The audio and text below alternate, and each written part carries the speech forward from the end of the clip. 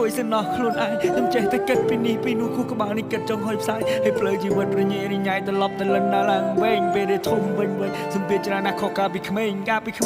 ស៊ីបាយឲ្យរត់ទៅលេងមិនដែលជាខ្វល់ឲ្យគិតគូពីរឿងអីផ្សេង